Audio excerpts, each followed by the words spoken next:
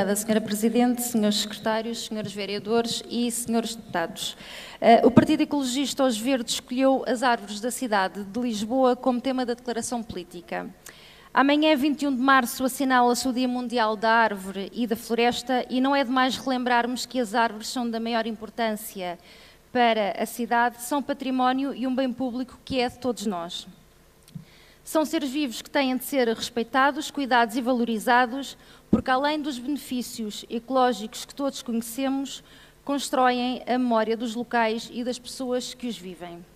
No entanto, Lisboa tem-se deparado com várias situações de completo desrespeito por este património natural, com abates injustificados e podas excessivas que o põem em risco, algo que é urgente mudar. São constantes as denúncias e pedidos de ajuda que os verdes recebem para que as árvores não sejam abatidas.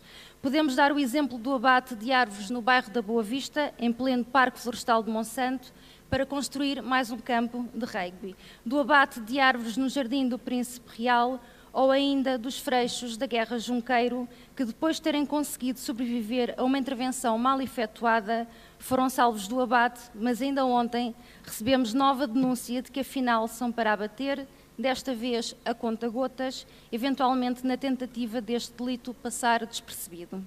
A verdade é que tem reinado uma total desorientação na cidade no que diz respeito a esta matéria. Exemplo disso é o regulamento do arvoredo não estar a cumprir o papel de preservação das árvores. A proposta inicial deste regulamento não era ideal, mas permitiria resolver alguns problemas. Após um impasse de quase 2 anos devido à contestação das juntas de freguesia, o regulamento resultou numa proposta que veio legitimar 25 visões distintas sobre o arvoredo da cidade, que significou um retrocesso e que veio contrariar uma gestão integrada e harmoniosa dos espaços verdes e das árvores. O que poderia ser uma solução transformou-se num imbróglio e, desde o início, os verdes alertaram para este problema. Neste momento, tanto a Câmara como as juntas de freguesia têm que externalizar serviços por falta de meios, o que tem levado a intervenções duvidosas. Isto acontece porque são as empresas que vão abater as árvores que fazem o diagnóstico. Ou seja, quanto mais árvores abaterem, mais recebem. E o abate não pode ser a primeira e única solução, pois há técnicas que permitem salvar árvores debilitadas, haja vontade e conhecimentos para tal. A propósito disto, recordamos que logo em 2015 o Sr. Vereador dos Espaços Verdes admitiu que desde que a intervenção no arvoredo transitou para as juntas, houve casos de podas excessivas e falta de informação às populações. Situações confirmadas pela contestação de vários munícipes e de associações. Como solução, os verdes sempre defenderam que os espaços verdes e as árvores de alinhamento constituem um todo, em termos ambientais, paisagísticos e históricos, pelo que deviam ser geridos de forma integrada. É caso para dizer que a gestão do arvoredo dos espaços verdes de Lisboa tem-se degradado significativamente nos últimos anos, como resultado da reorganização administrativa que instalou a confusão, aumentou as intervenções desordenadas e os critérios de podas e abates tornaram-se pouco claros. E temos vários exemplos de que esta gestão não funciona. O Jardim do Torel precisa urgentemente de intervenção e a própria Câmara voltou a assumir a responsabilidade da gestão das árvores da Avenida da Liberdade, admitindo que o mesmo poderia acontecer com as árvores das freguesias, das Avenidas Novas e de Alvalade. Depois há intervenções que devem ser feitas por questões de segurança e não há meios para o fazer. Dia 1 de março, em Benfica, caiu uma árvore que colocava em causa a segurança de pessoas e bens e que acabou mesmo por provocar danos materiais. Perante isto, a Câmara não pode simplesmente dizer, e passo a citar, conforme transferência de competências, cabe às juntas de freguesia a manutenção do arvoredo. Serão necessários mais exemplos para o Executivo admitir que a fórmula usada até aqui não está a funcionar? Temos também um outro problema, que é o facto de os novos projetos urbanísticos não respeitarem o património arbóreo existente e a solução apresentada ser o abate de árvores, como se nada mais houvesse a fazer. Foi o que se passou com as obras do Saldanha, do novo terminal de cruzeiros e da Torre das Picoas. Também em Telheiras está em cima da mesa um projeto que poderá destruir um espaço verde, o que é inaceitável.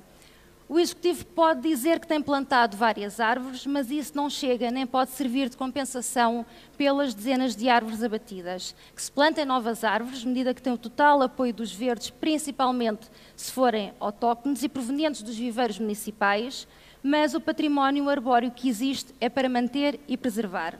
Ainda a propósito da plantação de árvores, importa saber de onde vêm as espécies plantadas, quanto paga o Executivo por elas e qual a taxa de sobrevivência destas novas plantações.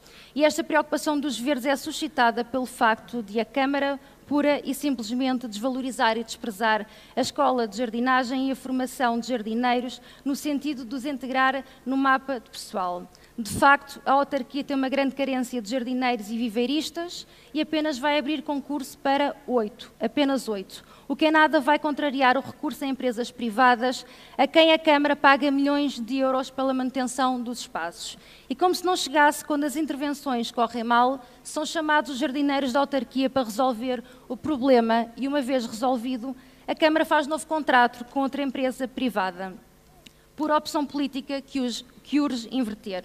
E essa inversão tem sido precisamente a proposta dos verdes ao longo dos anos e seria a solução para estes problemas, mas os sucessivos executivos têm ignorado estas propostas. É preciso reativar a escola de jardinagem, dinamizar os viveiros, contratar jardineiros e travar os abates indiscriminados e as intervenções mal feitas e feitas fora de época que continuam impunes. Recordamos que no dia 27 de fevereiro, voltámos a apresentar estas recomendações que foram aprovadas pelos senhores deputados. É, pois, a altura de o Executivo as concretizar.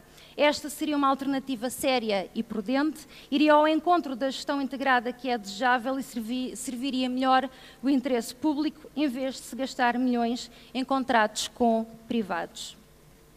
Se o município não está a conseguir cuidar das árvores da cidade, isso tem de mudar. Basta de desnorte, de descuido e de negligência. E é com base nestas preocupações que os verdes propõem que a Assembleia tome posição relativamente ao património arbóreo da cidade de Lisboa, que merece mais respeito, que merece ser valorizado e cuidado. Obrigada.